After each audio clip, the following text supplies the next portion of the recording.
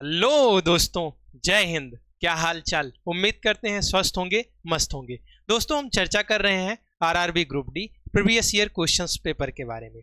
दोस्तों, यहाँ पर आपको कॉन्सेप्ट बताए जा रहे हैं, फार्मूले बताए जा रहे हैं और काफ़ी शानदार शानदार ट्रिक्स बताई जा रही हैं, जिससे आपके क्वेश्चंस काफ़ी इजीली बन जा रहे हैं। जो भी यहाँ पे मेथड दिया जा रहा है सारा एग्जाम ओरिएंटेड है, तो जो भी दोस्त यहाँ से सपोर्ट लेना चाहते हैं वो हमसे जुड़ सकते हैं। दोस्तों, आज किस सेट पेपर के बारे में चर्चा करने वाले हैं जरा सा देख लेते हैं, फिर क्वेश्चंस की तरफ रुख करते हैं। आइए देखिए आज कौन सा सेट पेपर है। 22 सितंबर आपका शिफ्ट सेकंड का आज हम चर्चा करने वाले हैं। आइए देखते हैं इसमें कौन सा हमारा पहला क्वेश्चन है। आइए देख लेते हैं क्या है वह। चलिए भाई, देखते हैं पहला क्वेश्चन हमारा कौन सा है। आया है पहला, देखिए क्षेत्रमिति से आया है। यदि एक वर्ग के विकर्ण की लंबाई 18 सेंटीमीटर है तो इसका परिमाप क्या होगा। ये देखिए वर्ग से रिलेटेड आया है, तो आओ पहले वर्ग के बारे में बता देते हैं। वर्ग की कंडीशन ये होती है जिसकी चारों भुजाएं बराबर और उनके सारे एंगल कितने हो 90 डिग्री होते हैं। और डायगोनल की बात किया है तो डायगोनल बता दूंगा, पेरीमीटर तो पेरीमीटर और एरिया भी। अगर ए इसकी साइड्स ए है तो चारों ए हो जाएगी क्योंकि इनकी भुजाएं बराबर होती हैं। देखिएगा पेरीमीटर जो इसका होता है पी होता है 4a और इसका डायगोनल जो होता है वो क्या होता है a√2 और इसकी जो एरिया होती है वो क्या होती है a²। मैंने कहा है कि कॉन्सेप्ट और फार्मूले ये आपके हो गए फार्मूले। आइए दोस्तों देखते हैं क्या पूछा है, क्या बताना है। विकर्ण की लंबाई दिया गया है यानी a√2 आपको दिया है, कितना दिया है 18 दिया है। और पेरीमीटर पूछा है तो पहले a निकाल दो, कितना हो जाएगा 18/√2। और ध्यान दें आप हमारी बात को, किसी संख्या से अगर भाग किया जाए और गुणा किया जाए तो उससे कोई फर्क नहीं पड़ेगा, लेकिन सेम संख्या होनी चाहिए। तो अगर √2 से ऊपर मल्टीप्लाई करवा दें और नीचे डिवाइड कर देते हैं तो ऐसी कंडीशंस में देखिए √2 का 2 से करेंगे तो 2 हो जाएगा और 2 को इसको कट कर देंगे तो कितना आ जाएगा 9 आ जाएगा। ये आपका 9 मिला और ये कितना हो जाएगा 9√2 हो जाएगा। जी भैया, यही कह रहा हूं मैं। देखिए दोस्त, अब हमें क्या निकालना है पेरीमीटर। तो क्या है हमारा 4a है और a आया है 9, तो क्या हो जाएगा 4 × 9√2। जरा सा देखना, 9 चौकुआ 36, 36/√2 जहां मिले वही हिट कर दीजिए। कहाँ है भैया, बी फॉर बॉल आपका राइट आंसर हो गया है। तो दोस्त ये रहा आपका कॉन्सेप्ट भी रहा और फार्मूले भी हो गए और आपके आंसर्स भी आ गए। इस तरीके करके आपको करना है। चलिए दोस्त अगले क्वेश्चंस की तरफ बढ़ लेते हैं। अगला क्या है, देखिए अगला थ्योरेटिकल से आ गया है। ABCD एक समचतुर्भुज, केवल चतुर्भुज है और EFG और H क्रमशः AB BC CD और DA के मध्य बिंदु हैं। चतुर्भुज EFGH अनिवार्यता क्या है। ऐसा क्वेश्चन तो एक सेट पेपर में मैंने करवा रखा है, ठीक है, वो क्लास आपकी पढ़ चुकी है ऑलरेडी। तो ध्यान दें, अब क्या करना है, इसको बताना है। तो एक चतुर्भुज बना लिया जाए। आप घबराइए ना, केवल चतुर्भुज बनाइए। जी हाँ, ये बना दिया मैंने, ये एक चतुर्भुज बना दिया। ये डेफिनेट नहीं है कौन सा है। अब इनके मध्य बिंदु कौन सा है, ABCD। चलो भैया, A रख दो, B रख दो, C रख दो और D रख दो। AB का मध्य बिंदु E है तो E रख दीजिएगा। BC का क्या है, F है तो F। इसका क्या है, G है तो G और इसका क्या है, H है तो H। GH है ना, तो ऐसे करके रखना है।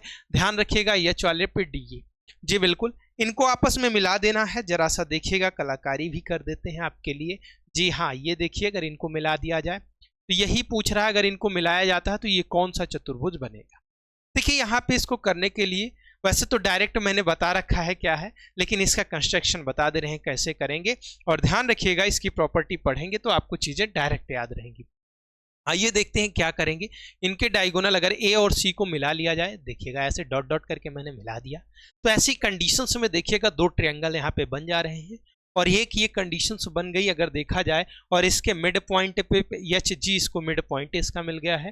तो यहाँ पे ट्रायंगल की मध्य बिंदु पर में लगेंगी। अगर मध्य बिंदु पर में लगती है तो ऐसी कंडीशंस में आप देखिएगा क्या निकल कर रिजल्ट आएगा। जी अगर देखा जाए तो ऐसी कंडीशन में आप देखिए क्या हो जाएगा, AC पैरेलल टू क्या हो जाएगा आपका HG हो जाएगा। जी ये हो गया है। तो मध्य बिंदु पर में ये कहती है अगर क्या है, ये अगर समांतर हैं तो HG की वैल्यू निकाला जाएगा तो AC का क्या हो जाएगा, आधा। ठीक है, तो AC का आधा हो जाएगा। तो अगर HG निकाल दोगे तो AC का आधा मिल गया, ये ध्यान दीजिए, AC का आधा मिल गया। अगली चीज एज अ कंडीशन यहाँ पे लगाया जाए, इस वाले ट्रायंगल में ABC में उठा लिया जाए तो देखिएगा AC ही पैरेलल हो जाएगा। ध्यान देंगे आप मेरी बात को, ध्यान दीजिए क्या आएगा, AC पैरेलल हो जाएगा। भैया बहुत बड़ा इरेजर यूज कर लिया हमने, तो AC पैरेलल हो जाएगा, यहाँ 2 होगा, AC पैरेलल हो जाएगा किसके बताओ, AC पैरेलल हो जाएगा किसके, AC के साथ EF आ गया है जी, EF आ गया है। तो ऐसी कंडीशन में EF इक्वल टू क्या लिखा जा सकता है, दैट इज हाफ, और क्या हो जाएगा, AC हो जाएगा। देखो इसके RHS इक्वल है, तो इन दोनों के अकॉर्डिंग क्या लिखा जा सकता है, जरा सा आप बताइएगा क्या हो जाएगा, देखिएगा क्या आएगा। तो क्या हो जाएगा आपका HG इज इक्वल टू क्या हो जाएगा आपके, देखिए HG के साथ EF हो जाएगा, EF हो गया है जी, बिल्कुल यही काम, ये बराबर हो गए। एक काम हो गया, अगर एज इट इज इसको भी इसी तरीके कर दिया जाए, इसमें भी कंस्ट्रक्शन, तो सेम एज मैं डायरेक्ट अब लिख सकता हूं, देखिएगा सेम एज मैं अब डायरेक्ट लिख सकता हूं दोस्त, क्या हो जाएगा, यही EH इक्वल टू FG हो जाएगा जी, EH is equal to FG हो जाएगा, FG हो जाएगा, FG हो गया ना, देखिए EH, तो EH is equal to FG हो गया है। देखिए यहां से और यहां से दो रिजल्टेंट, अगर आमने सामने की भुजा बराबर हो दोस्त, तो कौन सा आपका अगर देखा जाए चतुर्भुज निकल कर आता है, तो वो समांतर चतुर्भुज, और इंग्लिश वालों के लिए क्या होता है, पैरेललोग्राम होता है। तो देखो कौन सा ऑप्शन है भैया, अंग्रेजी में दिया है, तो C फॉर कैट आपका क्या हो जाएगा, एक पैरेललोग्राम बनकर आ जाएगा।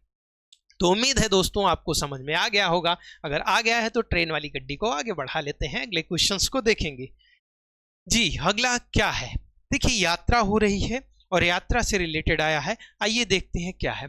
किसी यात्रा का 1/3 भाग 25 किलोमीटर प्रति घंटा की गति से तय किया जाता है, और यात्रा का 1/4 भाग 30 किलोमीटर प्रति घंटा से तय किया जाता है, और शेष 50 किलोमीटर से किया जाता है, तो औसत गति बताइए।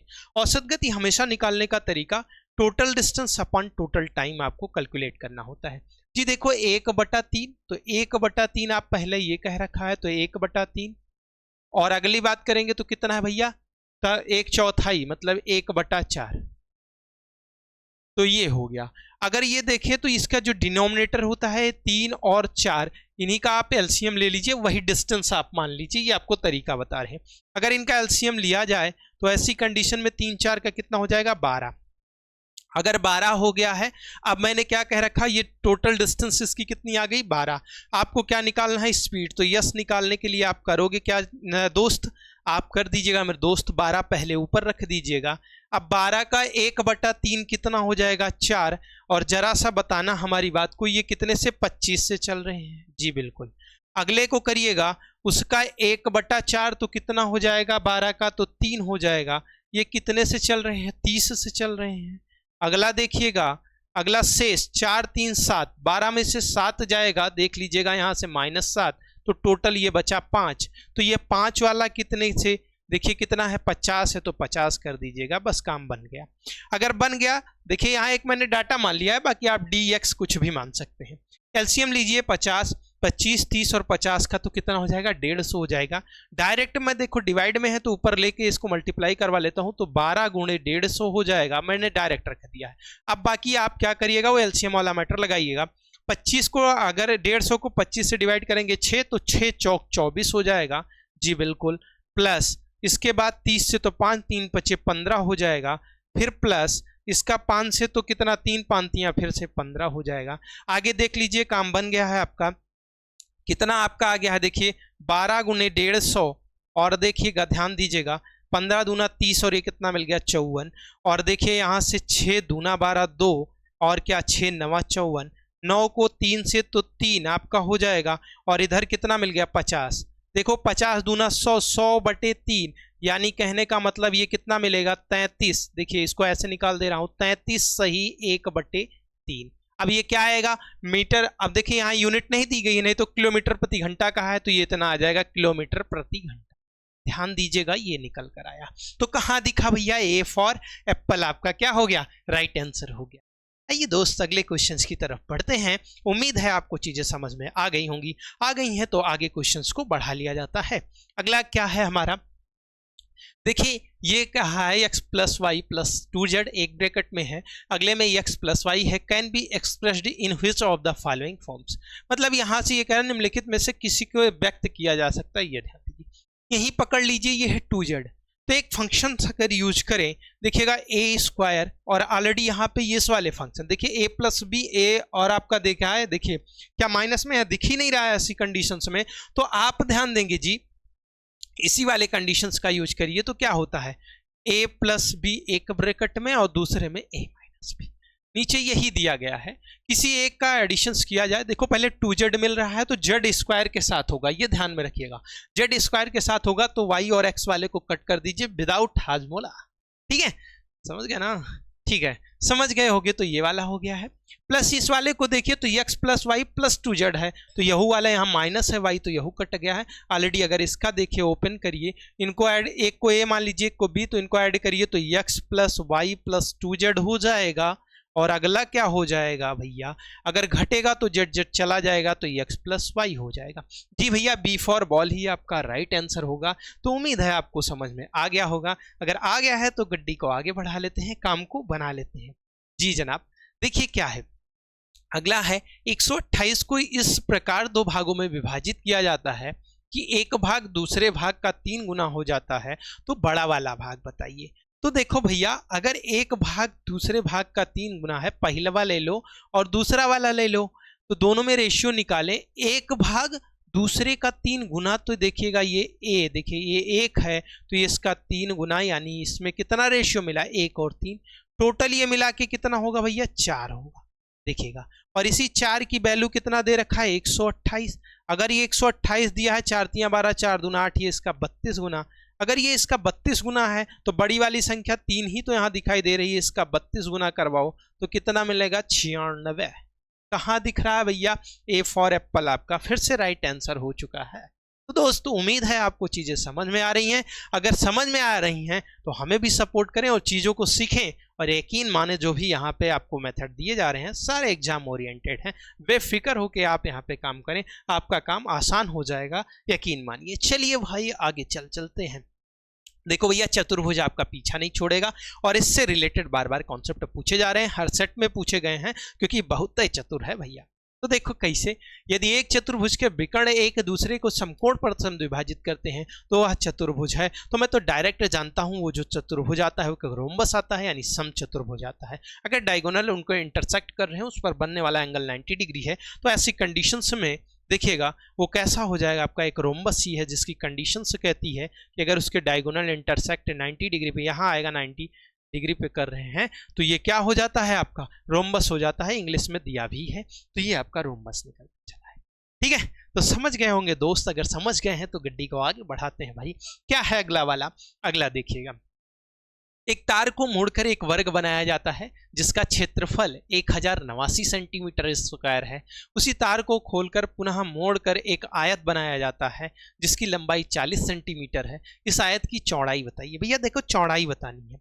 अब एक आपको थोड़ी सी आपको यहाँ पे बताएंगे कॉन्सेप्ट वाली चीजें। अगर कोई तार है, देखिएगा, अगर उसको लपेटना है किसी आकृति पे, तो आकृति कोई भी हो, उसकी लेंथ तो देखिए, अगर आयत में लपेटना है तब भी वही उतनी ही लेंथ का वायर होगा। फिर अगर उसको क्या करना है, आपको वर्ग में लपेटना है तब भी उतने का होगा, सर्कल में लपेटना है तब भी उतना ही होगा। तो ध्यान रहे, अगर वो किसी एरिया में लपेटा जा रहा है तो लेंथ और ब्रेड्थ में उसको लपेटना है।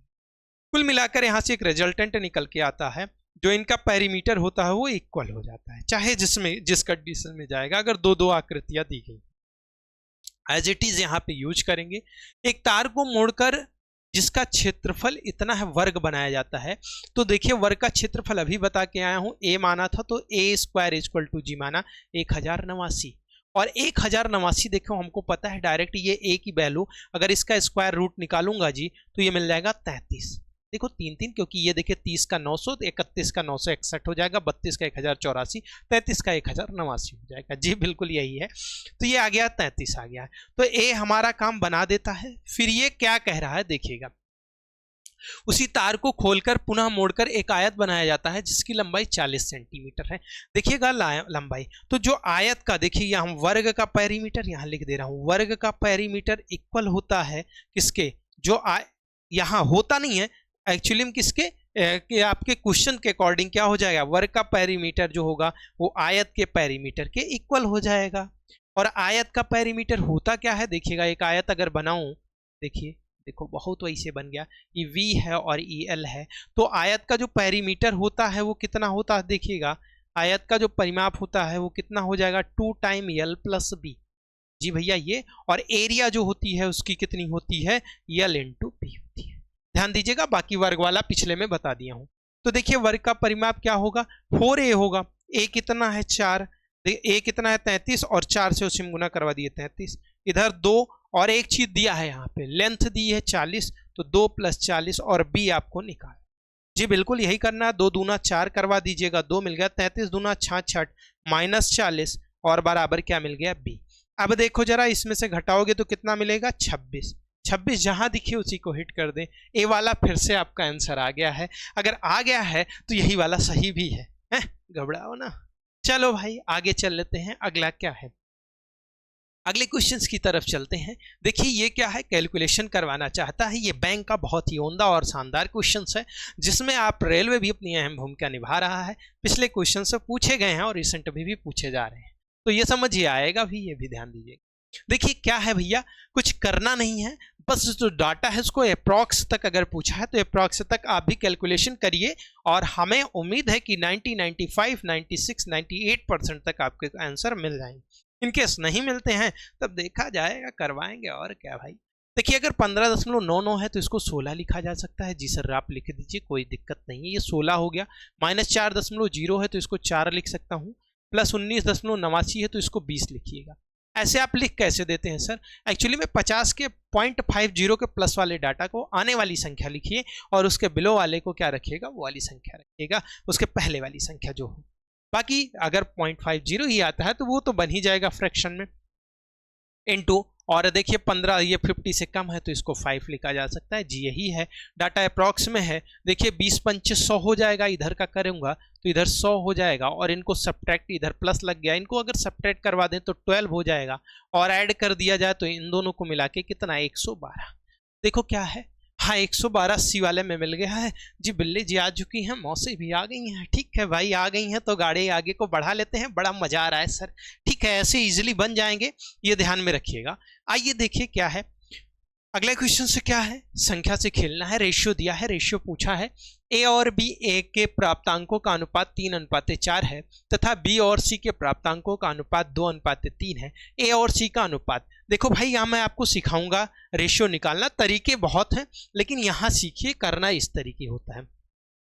ए और बी का रेशियो दिया है तुझे, कितना दिया है भैया बोलिएगा जरा, 3 और 4 दिया है, 3 और 4 रख दो। और बी और सी का रेशियो दिया है, कितना दिया है भाई देखिएगा, कितना दिया है, 2 और 3 दिया है। ठीक है 2 और 3 रख दीजिएगा, जैसा होगा वैसे काम करेंगे। अब सीखिए जरा कैसे करते हैं इनको। अगर हमें क्या होता है कि अगर ए बी और सी का रेशियो अगर निकालना होता है तो पहले देखिए, अगर ये देखिएगा जो रेशियो उनके क्रॉस वाले को देखिए इक्वल है, अगर ये बी भी इक्वल है तो ऐसी कंडीशन में पहले वाले से ए दोनों में मल्टीप्लाई करवाइए, तो 2 3 6 हो जाएगा, प्लस 2 चौके 8 हो जाएगा, और लास्ट वाले का लास्ट वाले से 4 3 कितना हो जाएगा 12। एक्चुअली में ए और सी पूछा तो ए सी को उठा लीजिए, बाकी को छोड़ दीजिए। ए सी कितना 6 और 12 है, देखिएगा ये कटेंगे तो 1 और 2, 1 रेशियो 2 हो जाएगा। यही आपका आंसर हो जाएगा। कहाँ है भैया, ए फॉर एप्पल आपका राइट हो गया है। जी सर राइट हो गया है तो आगे गाड़ी को बढ़ा दिया जाए। दोस्त बताएंगे, अगर जहाँ नहीं समझ में आएगा वहाँ कमेंट में भी बता सकते हैं, बिल्कुल सुधार होंगे, चीज़ों को बताया जाएगा आपको, लेकिन इजी करके चीज़ें दी जाएंगी। एग्जाम को टारगेट किया गया है, जो भी चीज़ें हैं एग्जाम ओरिएंटेड हैं, ये ध्यान में रखिए, और उस अप्रोच को बताया जा रहा है जो एग्जाम जानने की कोशिश करता है, जिससे आपका समय बचे। आइए देख लेते हैं, क्योंकि भैया शॉर्ट्स कहीं से बनते नहीं हैं। शॉर्ट क्या होता है, आपको क्वेश्चन लगाते लगाते जब एक्सपीरियंस हो जाएगा तो आप क्या होता है, जो बेस होता है उसको हटा के डायरेक्ट मुंडी पकड़ के तोड़ देते हैं। चलो भाई देख लेते हैं क्या है। 64 किलोमीटर प्रति घंटा की गति से चल रही 400 मीटर लंबी एक ट्रेन 80 किलोमीटर प्रति घंटा की गति से चल रही विपरीत दिशा में 720 मीटर लंबी एक अन्य ट्रेन को पार करती है। दूसरी ट्रेन को पहली ट्रेन में बैठे व्यक्ति को पार करने में कितना समय लगेगा। जी आपको ट्रेन से रिलेटेड एक बात बताना चाहेंगे, अगर कोई ट्रेन किसी प्लेटफॉर्म या किसी ट्रेन को, मतलब अपने से रिलेटेड दूसरी ट्रेन हो, ट्रेन को, या अगर किसी नदी को, ऐसी कुछ हो जिसमें लेंथ होती हो, उनको जब पार करती है तो ऐसी कंडीशंस में उसकी डिस्टेंस निकालते वक्त उस ट्रेन की लंबाई और जो भी मैंने बताया आपको, अगर आपका पुल है, प्लेटफॉर्म है, तो उनकी लेंथ जुड़ जाती है। लेकिन अगर वो वाली, अगर जैसे मान लीजिए किसी व्यक्ति को, पोल को, खंभे को ऐसी कंडीशंस में पार कर रही हो जिसमें बेड्थ नामात्र की होती है, तो वो जुड़ती नहीं, जो लेंथ होगी आपके ट्रेन की वही आपकी डिस्टेंस हो जाएगी। जी बिल्कुल यही बात कह रहा हूं। और दूसरी इसकी कंडीशंस होती है कि अगर ट्रेनें एक साथ चलती हैं तो उनकी जो एवरेज स्पीड होती है वो आपस में क्या होती है, सब्ट्रैक्ट। मतलब अगर उनकी औसत गति निकाली जाए, एक ए ट्रेन है, एक बी है, अगर साथ साथ चल रही हो तो उनकी अगर देखा जाएगा कि उनकी अगर देखा जाए स्पीड क्या है तो सब्ट्रैक्ट हो जाती है। अगर वो क्या होती है, विपरीत दिशा में चलती हैं तो ऐड हो जाती हैं। इसी कॉन्सेप्ट का यहाँ पे यूज किया गया है। देखिए बहुत ही बढ़िया है। अगर मान लीजिए एक की चाल x है और एक की y है, अगर मान लो ये x किलोमीटर प्रति आवर है, ये y किलोमीटर पर आवर है, और ऐसी कंडीशंस में अगर ये साथ साथ चलती हैं तो इनका जो औसत चाल होती है वो x minus y kilometre per hour हो जाएगी। एज इट इज अगर विपरीत वाली है, देखिएगा मैं x और y लिख दे रहा हूँ, बाकी यूनिट अब नहीं है लिख रहा हूँ, विपरीत होंगी तो ऐड हो जाएंगी। जी बिल्कुल यही कहा है मैंने, और यही कहा है। तो आगे देखिए क्या होगा। अब खेला, इतना काम हो गया है सर, हाँ इतना बता दिया हूं, तो आगे जो खेल होगा वो देख लीजिए, फिर खिलाड़ी बना देते हैं। तो देखिए 64 किलोमीटर और 80 किलोमीटर, दो ठू तो दे दिया है आपको, दोनों ले लीजिएगा। ये दोनों क्या हो जाएंगी, ऐड। पूछा क्या है, पार करने में लगा समय, और किसको पार कर रहा है, दूसरी ट्रेन में बैठे व्यक्ति, मतलब दूसरी ट्रेन पहले ट्रेन में बैठे व्यक्ति को पार कर रही। तो इसका मतलब है पहली ट्रेन में बैठे व्यक्ति से रिलेटेड पूछा है, इसका मतलब दूसरे वाले की लेंथ ही उसकी डिस्टेंस हो जाएगी। और आप देखिएगा समय निकालने के लिए जो t इक्वल टू होता है, फंक्शन यहां देख लीजिएगा, t इक्वल टू आपका क्या होता है, डिस्टेंस अपॉन स्पीड। तो देखिए भैया क्या करेंगे, ऐसी कंडीशन में जो टाइम निकालना है, डिस्टेंस कितनी हो गई, 720 हो गई। ठीक है भैया, जी बिल्कुल। और स्पीड क्या हो जाएगी जरा बताओ, 64 और 80 मिलकर 144 किलोमीटर पर आवर। इनको मीटर पर सेकंड में बदलने के लिए 5/18 से गुणा करवा दो। अगर करवा देते हो तो 18 के 18, 18 8 144, यहाँ 8 मिल गया। और देखिएगा 8 पंचे 40, तो 720 बट्टे कितना हो जाएगा, 40। जीरो से जीरो को उड़ा देना, 4 से 18 हो जाएगा, और 18 ही आपका क्या हो जाएगा आंसर। तो कहाँ मिला आपका 18, क्या होगा, सेकंड हो जाएगा। क्यों, जरा ध्यान दीजिएगा, ये जो किलोमीटर प्रति आवर था इसको मीटर पर सेकंड। जी हाँ दोस्त, कौन सा ऑप्शन सही हो गया, सी सही हो गया। और क्या सीखने को मिला, देखो जरा, बहुत कुछ सिखा दिया आपको। देखो ये रहा आपका कॉन्सेप्ट और ये रही चीजें। तो यकीन मानो ये पीवाईक्यू का सॉल्यूशन ही नहीं है, एक क्लास भी है जहां पर चीजें आपको सीखने को मिल रही है।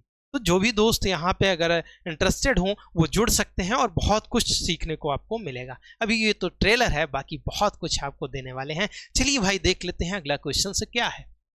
अगला देखिएगा यहाँ क्या है, एलसीएम निकालना है, वो भी लिस्ट कॉमन मल्टीपल निकालना है। देखो का दिया गया है, पहले देखो तो 0 0 0 तीनों में दिख रहा है, तो पहले 0 को उड़ा दो और 0 ले लो। इसका मतलब है 10 मिल गया। तो एलसीएम निकालने का तरीका, जो कॉमन मिले उसको लेते चलिए। कितना मिल गया, 10 से गुना करवा दो। अब देखो अगर इसको 11 से काट कर दिया जाए तो 11 11 11, तो 11 पंजा 11 अट्ठा और 11 12, 1 32 मिल गया। तो 11 का 1 गुना मिल गया। जी सर, जो मिले वैसे रखते जाइए। देखो 5 अगर लेंगे तो 5 ना 8 12 में नहीं मिल रहा है, तो इसका मतलब है 5 पहले में ले लेते हैं, 5 को कट भी कर लेते हैं। अब 8 12 का एलसीएम ले लीजिए, क्योंकि 8 12 को अगर करेंगे तो 4 मिल रहा है, फिर काहे इतना बढ़ाएंगे, वो ले लीजिए जो दोनों में कॉमन हो। तो 8 12 में कॉमन क्या हो जाएगा, 24 हो जाएगा। ऑलरेडी 24 से गुणा करवा दीजिएगा तो 24 हो गया। अब देखिएगा जब 24 हो गया, ऐसी कंडीशन में 24 पंचे 120 और 11 कितना हो जाएगा, 132, और 2 ठू 0 बच गया, 2 0 चिपका दीजिए, यही आपका एलसीएम। कहाँ है भैया, 132 00 132 000। ठीक है, 3 बार बोल दिया क्या, अरे गलत नहीं है तो सही तो लगाया हूँ टिक। चलो भाई आगे देख लेता हूँ अगला क्या है। ये बहुत ही बढ़िया है, छोटा क्वेश्चन है लेकिन अच्छा है। आइए देखते हैं कैसे। 15 वस्तुएं 20 वस्तुओं के क्रय मूल्य पर बेची जाती हैं, लाभ या हानि प्रतिशत ज्ञात कीजिए। देखिए 15 वस्तु है और वो 20 वस्तुओं के क्रय मूल्य पर बेची जाती है। इसका मतलब क्या है भाई, हमने क्या किया कि 15 वस्तु में बेच रहा हूं और वो भी 20 वस्तुओं के क्रय मूल्य पर दिया। आपको 15 वस्तु और 20 वस्तुओं के क्रय मूल्य के बराबर पैसा ले लिया आपसे, तो इसका मतलब है फायदा होना तो फिक्स है। ठीक है, तो ऐसी कंडीशन में अगर एक सीपी मतलब एक वस्तु का जो क्रय मूल्य है, सीपी कॉस्ट प्राइस, वो अगर 1 रुपया हो जाए, तो ऐसी कंडीशन में बताइए जरा हमको, 20 वस्तु के क्रय मूल्य के बराबर वो अगर बेचा गया है, तो जरा सा हमारी बात ध्यान दें आप। अगर इसका एसपी यानी सेलिंग प्राइस यानी इसका विक्रय मूल्य निकाला जाए तो क्या हो जाएगा, 1 रुपया है, 1 का 1 रुपया है तो 20 का 20 रुपया हो जाएगा। जी सर। अगले का देखिएगा, अगर इसका एसपी निकाला जाए तो ऐसी कंडीशंस में एसपी तो निकाल दिया 20 रुपया हो गया है, सीपी निकाला जाए, कॉस्ट प्राइस निकाला जाए, क्रय मूल्य निकाला जाए तो कितनी वस्तु बेचे हो भैया? देखिएगा 15 वस्तु ही केवल दिए हो तो 15 वस्तु का तो क्रय मूल्य होगा, है समझ रहे हो ना? तो 15 का होगा तो 15 वस्तु होगा तो 15 रुपया हो गया। अगर 15 रुपया हो गया तो ध्यान दीजिएगा, इनका अगर रेशियो करोगे तो कट हो जाएंगे। इधर 4 मिल गया और इधर कितना मिल गया? 3 मिल गया। 4 3 कितना ज्यादा है? 1 ज्यादा है। कौन बड़ा है? एसपी बड़ा है तो होगा फायदा, और होगा तो 1 किससे? सीपी से। तो 3 1/3 किसकी फ्रैक्शन वैल्यू जरा बताइएगा? 33 सही। 1/3% का क्या हो जाएगा आपका? प्रॉफिट। प्रॉफिट प्रॉफिट कहाँ है भैया? फायदा होगा। घाटा मत करवा देना, नहीं तो सही सही घाटा हो जाएगा। तो उम्मीद है दोस्तों ये समझ में आ गया होगा। अगर आ गया है तो आओ गड्डी को आगे बढ़ाते हैं, काम को बनाते हैं। देखिए अगला क्या है हमारे पास, श्रम शक्ति योजना चल रही है। आइए देखते हैं क्या है। श्रम शक्ति में कमी के कारण एक कारखाने का उत्पादन 30% घट जाता है। मूल उत्पादन को बहाल करने के लिए कार्य के घंटों में प्रतिशत की वृद्धि की जानी है। देखो एक आपको बहुत अच्छा कॉन्सेप्ट बता रहे हैं। जब किसी का परसेंटेज निकालना होता है तो जिसकी तुलना की जाती है उसको हमेशा ऊपर रख लेते हैं और जिससे तुलना की जाती है उसको नीचे रख देते हैं। जी बिल्कुल यही ध्यान दीजिएगा, कभी परसेंटेज का क्वेश्चन गलत ही नहीं होगा, यकीन मानिए मेरे दोस्त। हाँ ये देखते हैं क्या है। 30% का घाटा, इसका मतलब है देखो 30% मतलब हो गया 3/10 और घाटा है भैया तो क्या होगा? कमी आएगी, ये ध्यान रखिएगा। इसका मतलब है पहले कितना था? देखो थोड़ा सा रंगीन क्लास बना लूं, ठीक है। तो पहले कितना था? 10 था। अब कितना हो गया? 3 की कमी हुई तो कितना हो गया? 7 हो गया। ऐसी कंडीशंस में वो कह रहा है मूल उत्पादन को बहाल, इस सेंटेंस को समझिए। अब जब कमी आ गई है तो 7 पे आ गई है। मूल उत्पादन को बहाल करने के लिए कार्य के घंटों में कितने प्रतिशत वृद्धि होनी है? इसका मतलब यही है भैया 7 से कितना बढ़ा दूं? 3 को बढ़ा देता हूं, तब तो 10 के पास पहुंचेंगे। कंपैरिजन अब किससे करेंगे? कुछ तो दिमाग बहुत ही ज्यादा लगा लेगा, अरे सर तो वो तो पहले वाला 10 था। यही तो गलतियां आपसे हो जाती हैं। नहीं करना है, मैंने कहा जिसकी तुलना की गई है 3 की गई है तो ऊपर रख दो। जिससे बहाल करना है तो ऐसी कंडीशन में इसको निचवा रख दीजिए तो 3/7। और देखिए 1/7 की फ्रैक्शन वैल्यू 14 से ही 2/7 होती है। 3 से गुणा 14 3 42, 2 3 6, 42 सही कितना हो जाएगा? 6/7। ऐसी कंडीशंस में इसको लिखा जा सकता है 42 सही। परसेंटेज की कंडीशन में 42 सही 6/7%। तो परसेंटेज के आपके क्या होनी चाहिए? चार्ट भी तैयार होनी चाहिए, और नहीं है तैयार तो घबराइए ना, प्रैक्टिस करिए, डायरेक्ट आप होशियार हो जाएंगे। ठीक है चलिए भाई, तो कहाँ मिल रहा है आपको? देखिए सी फॉर कैट आपका एकदम भारी पड़ गया है। सी फॉर कनाडा है, ठीक है कनाडा भी चलो अभी ले चलते हैं, ट्रेन में तो बैठाए ही ना आपको। चलिए, वह छोटी से छोटी प्राकृतिक संख्या ज्ञात कीजिए जिसे 9, 24 और 12 से भाग देने पर प्रत्येक स्थिति में शेषफल 4 प्राप्त होता है, लेकिन 5 से भाग देने पर शेषफल 0 प्राप्त। जी हाँ दोस्तों, मैं बता दूं ऐसे क्वेश्चंस को हमेशा आप अपने ऑप्शन से करिए, इससे शॉर्ट कुछ मेथड नहीं है, ये ध्यान में रखिए। कैसे करेंगे ये चेक कर लीजिए। जब 9, 24 और 12 से भाग दिया जाता है तो शेषफल 4 आता है, और जब 5 से भाग दिया जाता है तो शेषफल कुछ नहीं आता है, 0 आता है। देखो पहले तो देख लो 5 से कौन कौन सी संख्या कट रही है? कौन सी कट रही है भाई? है देखो 148 नहीं कटेगी सर, पहले वाला तो होगा ही नहीं, ये होगा नहीं। 0 0 लगा, ये दोनों कटेगी। 144 वाला ये हो नहीं, तो 2 ठो आप में से नहीं हुई। तो अब ये ऑप्शन तो आपको चेक करना है। अब 2 चेक करने का तरीका मैं आपको बताऊंगा। देखिए सीखिए आप हमारी बात को। 9 से कटना है, 24 से कटना है, 12 से कटना है। ऐसी कंडीशन में शेषफल 4 बच रहा है तो उन संख्याओं में से उसी शेषफल को सब्ट्रैक्ट कर लीजिए। कैसे? अगर 220 में से 4 को घटाइए तो कितना आ गया? 216। और अगर 150 में से 4 को घटाएंगे तो कितना आ गया? 146। अब चेक करिए पहली संख्या 9 से विभाज्यता का रूल क्या कहता है? नंबर सिस्टम में विभाज्यता, डिविजिबिलिटी आपको आनी चाहिए। अगर अंकों का योग 9 से विभाज्य है तो वह संख्या 9 से विभाज्य। पहले पे चेक करिए, और नहीं तो फैक्टराइजेशन इसका कर सकते हैं। 9 का कर लीजिए, 24 का, 12 का। देखिए कैसे? देखिए 6 1 7 2 9, ये कट जा रही है, ध्यान देंगे हमारी बात को। और अगला देखेंगे 6 4 10 11, ये नहीं कट रही, यही वाली नहीं होगी, यही वाली कट रही है तो यही हो जाएगी सही। तो बी फॉर बॉल आपका क्या मिल गया है? राइट आंसर में। बाकी करेंगे कैसे? देखिए और सिखा रहा हूं। अगर इसका मेथड सेकंड, ये तो फर्स्ट रहा, गो टू ऑप्शन आपको करना है। ये सबसे ही शॉर्ट है, ये ध्यान में रखिए। ना पेन उठाओ, दिमाग चलाओ, आंसर दो भाई। चलो अगला सीख लो। अगला क्या है हमारा? अगला ये कहता है कि ये 9, 24 और 12 का आप एलसीएम लीजिए। अगर इन्हीं का एलसीएम लेते हैं जी, तो इसका एलसीएम जो आता है मैं बता दे रहा हूं आपको कितना हो जाएगा, 72 हो जाएगा।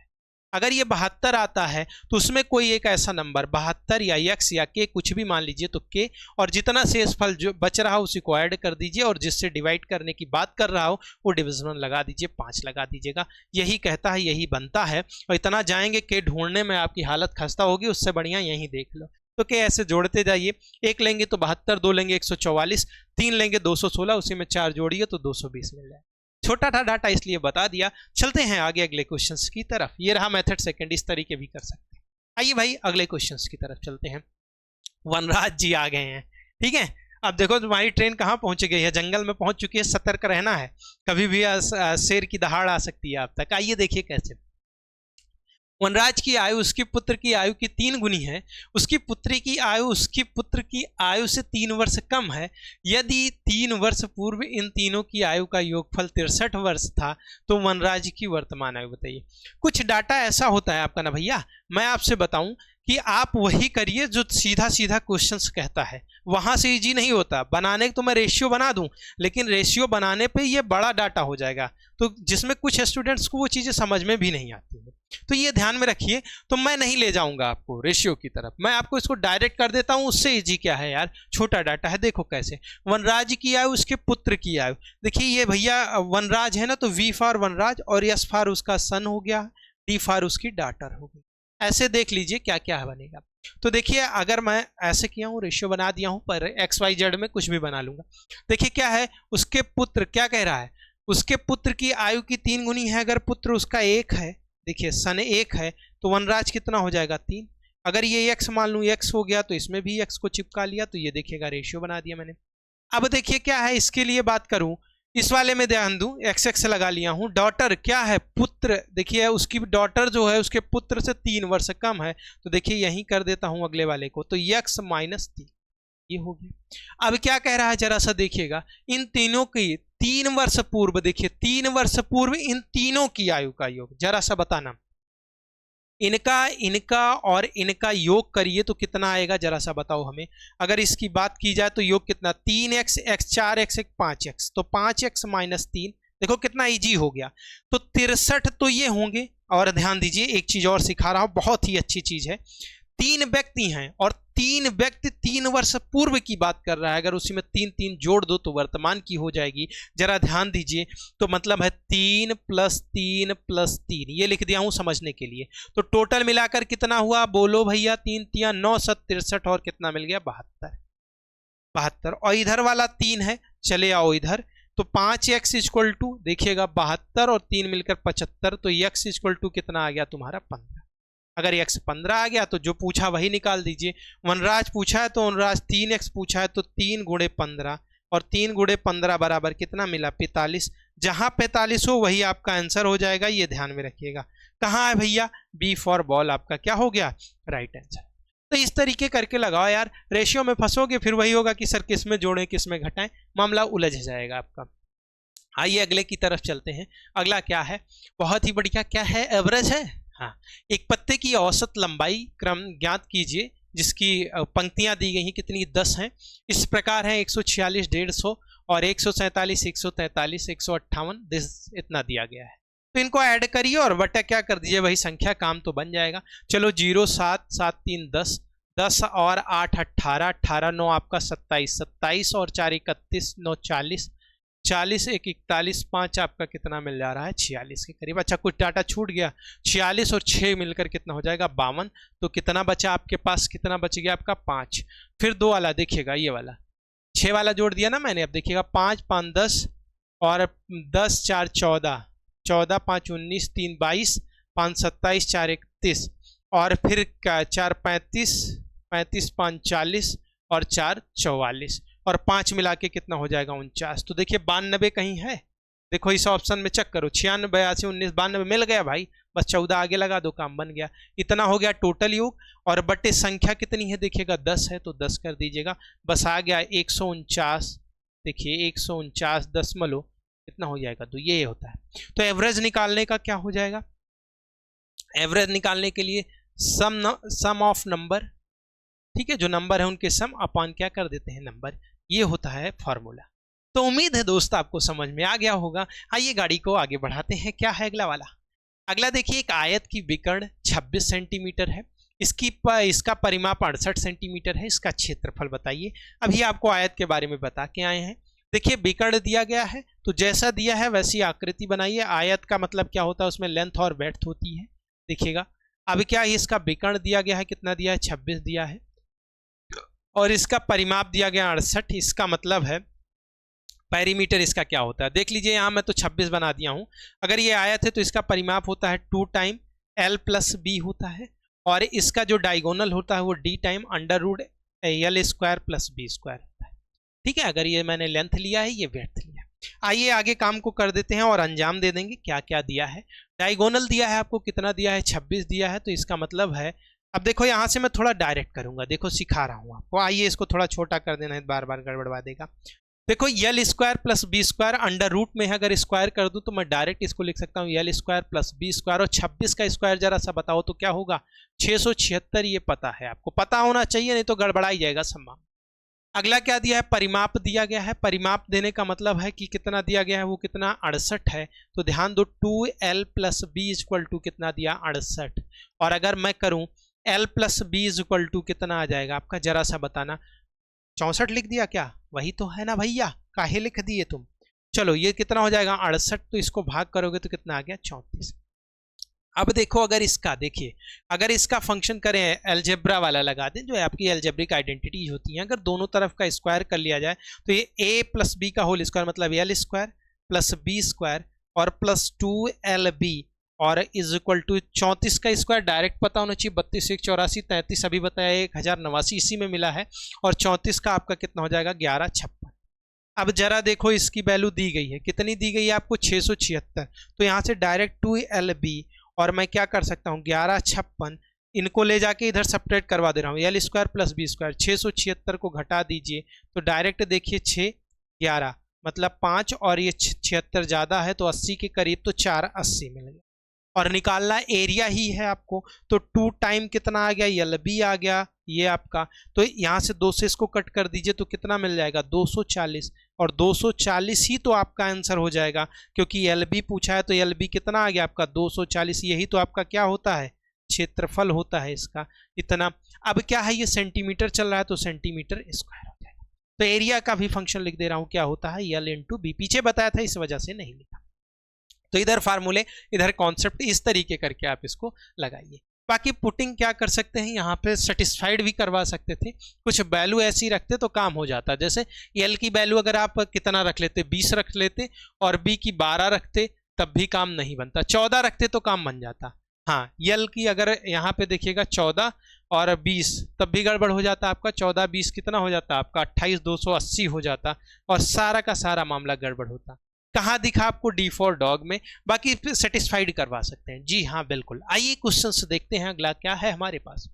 एक जैकेट का अंकित मूल्य 1050 और 10% की छूट देने के बाद भी दुकानदार को 25% का लाभ प्राप्त होता है। दुकानदार ने इसे किस मूल्य पर खरीदा है।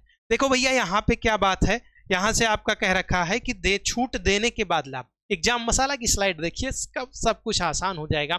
वहां पे बताया हूं कि अगर छूट देने के बाद लाभ की बात करेगा तो यहाँ पे देखिएगा एमपी, आपका जो एमपी होता है और जो आपका सीपी होता है उसमें जो रेशियो बनता है, कैसे बताया था मैंने, एमपी में 100 प्लस आपका क्या हो जाता था प्रॉफिट परसेंटेज, और अपान यहाँ पे 100 माइनस डिस्काउंट परसेंटेज, यही तो बता रखा था। जरा सा बताओ, अब डायरेक्ट करूंगा। देखिए प्रॉफिट कितने का हो रहा है, जरा सा बताइएगा। अगर प्रॉफिट की बात करें तो कितना हो रहा है बताओ, प्रॉफिट यहाँ पे कितना हो रहा है 25%, तो 100 में 25 जुड़ेगा तो 125, और यहाँ ध्यान दीजिएगा इसमें घाटा कितना हो रहा है 10 का तो 90, और इनको कट करिएगा आप, 5 से कटेगा तो इधर कितना 25, और इधर कितना हो जाएगा आपका 18। जरा सा ध्यान दीजिएगा, ये हो गया ये हो गया, और दिया क्या है, अब ध्यान दो दिया क्या है आपको, जरा बताओ। 25 दिया है, देखिएगा ये अंकित मूल्य यानी 25 की वैल्यू दिया है। 25 की वैल्यू कितना दिया है जी 1050 दिया। कितना गुना हो रहा है 25 चौका 100, 25 गुना 50 यानी 42 गुना हो रहा है। अगर ये 42 गुना हो रहा है तो 18 का 42 गुना करवा दूं, इसका 42 गुना। देखिए 18 दूना 36, 6 हो गया, और कितना बचा आपके पास 3, 18 चौक 72, 3 75, 756। 756 जहां दिखे उसी को हिट कर दें, बी फॉर बॉल को लगा दें, काम को बना दे और गड्डी को आगे बढ़ा दें भाई। आइए देखते हैं अगला क्या है। अगला फिर से आ गया, ये तो पीछे नहीं छोड़ रहा है, जैसे चतुर्भुज और आपका ये कैलकुलेशन पीछा नहीं छोड़ रहा है, नहीं छोड़ेगा क्योंकि रेलवे है, एडवांस मैथमेटिक्स पूछी ही जाएंगी। तो देखिए क्या है भैया, देखिए 15 दशमलव कितना दिया गया है आपका 0,9 दिया गया है, तो इसको 15 लिख लीजिए, फिर वही काम करिए, और माइनस अभी 8.99 है तो इसको 9 रख दीजिए, और प्लस ये कितना है, इसको 26.02 तो इसको 26 रख लीजिए, और गुना करवा दीजिए 6.99 यानी 7 के करीब है तो 7 करवा दीजिए। चलिए बताइए इन दोनों को सब्ट्रैक्ट करेंगे जी जी कितना आ जाएगा। देखिए 9 6 15 तो 6 मिल गया। आइए इधर चले आइए, 25 छक्का 25 सत्ते 175 और उसमें 7 जोड़ दीजिए कितना 182, ये आ गया आपका। ठीक है भैया, इन दोनों को करवा दिया। अगर इसमें जोड़ेंगे इन दोनों को ऐड किया जाए तो 188 188 जहां दिखे उसी को हिट कर दें, डी फॉर डॉग को लगा दें, गाड़ी को आगे बढ़ा दें। अगला क्या है, देखिए अगला क्वेश्चन आया है क्वाड्रेटिक से। रेलवे का एग्जाम हो क्वाड्रेटिक का क्वेश्चन ना आए ऐसा हो ही नहीं सकता है, तो ये कहां होगा। आइए देखते हैं क्या है क्वेश्चन से। समीकरण x + 4 और अगले में x - 4 है के विभेदक का मान बताइए। अभी पीछे मैं बता के आया हूं, अगर एक ब्रैकेट में a + b हो, एक ब्रैकेट में a - b हो, तो अगर इनका करेंगे तो क्या हो जाएगा, a स्क्वायर, मतलब कहने का मतलब देखो जरा, x का स्क्वायर - 4 का स्क्वायर मतलब 4 का स्क्वायर कर दोगे 16 बराबर 0। और विभेदक का मतलब डिस्क्रीमेंट वही कैपिटल D पूछा है, तो D = होता है आपका b² - 4ac। जरा कंपैरिजन करवाइएगा जी, जरा कंपैरिजन करवाइएगा जी। x² का गुणांक ही a होता है, और क्या होगा आपका ये c हो गया, पर b दिया नहीं है तो b को ऑलरेडी यहाँ पे आप क्या करिएगा, तो यहाँ पे कॉमा लगाइए, b = 0, जो ना दिया हो उसको 0 कर दीजिए। चलिए इस वाले में रख देते हैं, d निकालना है, तो d निकालने के लिए b² b आपका क्या हो गया 0 हो गया। अब देखिएगा 0 हो गया, 0 का स्क्वायर -4 a कितना है, देखो कुछ नहीं है, x² का गुणांक के पास कोई वैल्यू नहीं है तो 1 है, तो 1 हो जाएगा गुने, और c की वैल्यू -16 साइन के साथ, तो माइनस ये मिलकर कितना हो गया 64। 0 + 64 बराबर कितना हो जाएगा बताइएगा, दैट इम्प्लाइज देखिएगा कितना मिल गया 64, तो ये आपका 64 आ गया, और 64 ही आपका क्या हो जाएगा, राइट आंसर हो जाएगा, ये ध्यान में रखिएगा। तो बी फॉर बॉल आपसे फिर से आ गया है, ये होता है डिस्क्रिमिनेंट का फार्मूला। तो उम्मीद है दोस्त आपको समझ में चीजें आ गई होंगी, अगर आ गई हैं तो गाड़ी को आगे बढ़ा देते हैं और ट्रेन को दौड़ाते हैं भाई। आइए देखिए क्या है। चलिए 2001 में 1 किलोग्राम चीनी की कीमत, 2020 में है, 1 में नहीं है, 1 किलोग्राम की चीनी की कीमत 46 रुपए थी। यदि एक वर्ष में चीनी की कीमत में 2.5% की वृद्धि होती है तो 2021 में 5 किलोग्राम चीनी की कीमत बताइए। पहले तो इसकी क्या होनी चाहिए, फ्रैक्शन वैल्यू आपको पता हो। अगर 2.5% की फ्रैक्शन वैल्यू निकाली जाए तो देखिए 1000 हो जाएगा, 25 से 25 1/40 हो जाएगी, वृद्धि होगी तो प्लस लगाइए। अब देखिए क्या है, 1 किलोग्राम चीनी की कीमत कितनी है 2020 में, तो देखो 2020 में अगर बात किया जाए, अब देखिएगा 2020 में 1 किलोग्राम जो चीनी है उसकी कीमत भैया कितनी है, ध्यान दो, 1 किलोग्राम चीनी की कीमत कितनी है 46 रुपया है, 46 है।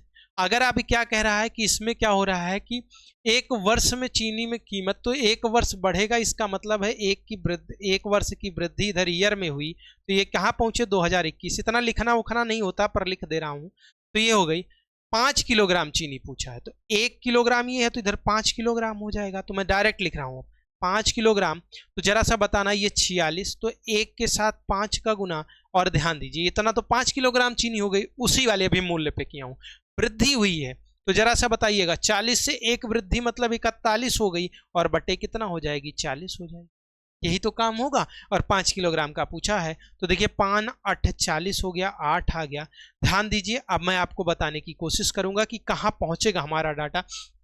ये आपका है 8, अब देखिए 8 पंचे 140, देखिए 8 पंचे 140, और इसका 46 का 5 बार गुना करवा दीजिए, 4 पंचे 20 यानी कितना मिल गया लगभग, ध्यान दीजिए, तो इसका मिलेगा 46 पंचे 230, 230 प्लस ऑप्शन पे चले आइए, काम बन जाएगा। 53 के पास पहुंचोगे नहीं, 47 होगा नहीं, 48 होगा नहीं, यही वाला सही है। डायरेक्ट देखो मैंने क्या किया, चोरी कर लिया ऑप्शन से, 235.75 हो जाएगा। तो इनका जब कैलकुलेशन किया जाएगा तो मैं बता दूं ये हो जाएगा 46 और गुने, अब देखिएगा 8 पंचे 40, देखिए 5 हो जाएगा, पॉइंट लगाइएगा, एक बचेगा तो 8 इक्के 8, फिर 2 8 दूनी 16, फिर 4 8 पंचे 40। जब इनका गुना करवाएंगे तो 235.75 ये आ जाएगा आपका, यही आपका आंसर हो जाएगा जी, ये दिया गया है। चलिए गाड़ी को आगे बढ़ाते हैं, क्वेश्चंस को देखते हैं, अब बहुत देरी नहीं करेंगे। ये देखिए क्या है, ट्रेगनो का रिलेटेड क्वेश्चंस है। क्या कह रहा है क्वेश्चन, देखिए 10 की पावर 6 a प्लस 3 10 स्क्वायर ए, और क्या है सेक स्क्वायर a प्लस 1। इसको क्या करना है, चेंज कर लेना है इन्हें। तो पहले तो इसको एक रेशियो, एक त्रिकोणमितीय अनुपात में बना लीजिए। यानी इसका देखेंगे अगर सेक स्क्वायर है ए है तो इसकी आइडेंटिटीज होती है 1 plus 10 square theta is equal to होता है सेक स्क्वायर थीटा। देखिएगा मैं लिख दे रहा हूं, कुछ चीजें सिखाता भी चल रहा हूं ना। तो ये 6 है तो मैं इसकी जगह पे क्या लिख सकता हूं, 1 प्लस 10 स्क्वायर ए लिखा जा सकता है ना। अब देखिए क्या बना, अगर इसको मैं लिखना चाहूं तो क्या लिख सकता हूं, देखिएगा जरा, मैं इसको लिखना चाहूं तो लिख सकता हूं 10 स्क्वायर ए का क्यूब लिख सकता हूं। मैं इसको लिखना चाहूं तो क्या लिख सकता हूं, 1 का क्यूब लिख सकता हूं। देखिए क्या बन गया अभी, ए क्यूब, देखिए ये वाला मिल गया। देखिए थोड़ा पेन चेंज करता हूं तो ज्यादा समझ में आएगा, ठीक है, ये कर लेता हूं। आइए कैसे, ए क्यूब मिल गया, बी क्यूब मिल गया, प्लस 3a, हाँ, फिर इसके बाद 3a और b का 1 है तो 1 ही रह जाएगा, तो 3 10 स्क्वायर ए और a प्लस बी ऑलरेडी दिया। तो इसका मतलब सर क्या निकल कर रिजल्ट आया, इनसे अगर ये बात किया जाए, इसका कंपैरिजन a से अगर करवा दें तो इसका कंपैरिजन अगर b से करवा दें तो ऐसी कंडीशंस में a प्लस बी का होल क्यूब ये बन रहा है। इसका मतलब है 1 प्लस 10a इस 10 स्क्वायर a का क्यूब हो जाएगा, क्यूब हो जाएगा। तो अभी लिखा हूं 1 plus 10 square theta equal to sec square theta, actually में यहाँ पे सेक में इसको चेंज कर लेना है। तो क्या हो जाएगा, सेक स्क्वायर ए और क्या हो जाएगा क्यूब। अगर क्यूब है तो इसका क्यूब क्या ब्रैकेट खुलेगा, मल्टीपल 3 दूना 6, तो सेक की पावर 6a हो जाएगा। ये आपका राइट आंसर हो जाएगा जी, बिल्कुल यही हो जाएगा। और देखिए कहाँ है आपका डी फॉर आपका दमदार। चलिए भाई अगले क्वेश्चन की तरफ चलते हैं। अगला क्या है हमारा, आइए देखते हैं, अगले की तरफ चलते हैं। फिर ये चीजें आई हैं, देखिए यहाँ पे 5.7 का रिपीटेशन हुआ है, p बाई क्यू के रूप में व्यक्त करना है, जहां p और q पूर्णांक है। देखिए कैसे करेंगे इसको, करने का तरीका, अगर किसी का रिपीटेशन होता है जैसे 0.a ऐसे डॉट डॉट रिपीटेशन हो तो इसके लिखने का तरीका फ्रैक्शन में a/9 हो जाता है। एज इट इज जो पूर्ण अंक है तो उनको +5 कर दीजिए, और प्लस जिसका रिपीटेशन है उनको क्या करिए आप इसमें रैशनल नंबर में रख दीजिएगा p बाई क्यू के रूप में। तो कितना है, 7 का रिपीटेशन हो रहा है तो 7/9, और अगर 7/9, 9 पंजा 45, 7 मिलकर कितना 52, 52/9, और 52/9 अगर मिल रहा हो तो वही आंसर हो जाएगा, काहे आगे पीछे जाएंगे। वैसे देखिए यही बी फॉर बॉल आपका हो गया है। तो उम्मीद है ये बहुत छोटा था, आ गया होगा। अगर आ गया है तो गाड़ी को आगे बढ़ाते हैं।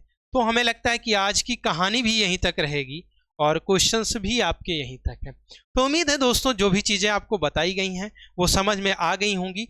तो हमें लगता है कि आज मैंने जिस भी सेट पेपर को लिया था उसमें काफ़ी अच्छे अच्छे क्वेश्चंस थे बीच बीच में, और कुछ क्वेश्चंस ऐसे होते हैं जो काफ़ी इजीली हो जाते हैं और उनको हम इजीली कर भी लेते हैं। तो उम्मीद है दोस्तों जो भी आपको चीज़ें बताई गई वो समझ में आ गई होंगी। जो भी कॉन्सेप्ट दिया गया सब कुछ एग्जाम ओरिएंटेड दिया गया है। तो अगर आपको ये सेशन से समझ में आ रहे हो और आपको ये चीज़ें समझ में आ रही हों तो आप हमारे साथ जुड़ना बिल्कुल ना भूलें। और हम जो भी टारगेट किए हैं वो आपके एग्जाम को टारगेट किए हैं और आपकी एग्जाम डेट भी आ चुकी है। तो आप लगिए और चीज़ों को करिए। हमेशा ये ध्यान में रखिए, अगर किसी भी क्वेश्चन किसी भी आप पेपर को देने जा रहे हैं तो पहले उसकी पीवाई को का एनालाइज कर लीजिए, उसके बाद अपने सिलेबस के अकॉर्डिंग जिसका वेटेज ज़्यादा हो उसको आप कैलकुलेट करिए, आपका काम काफ़ी ईजी हो जाएगा। तो उम्मीद है दोस्तों बताई गई चीज़ें समझ में आ रही हैं। अगर आ रही हैं तो ऐसे बने रहिए, लगे रहिए। मिलते हैं अगले सेशन में, तब तक के लिए जय हिंद। चलिए भाई।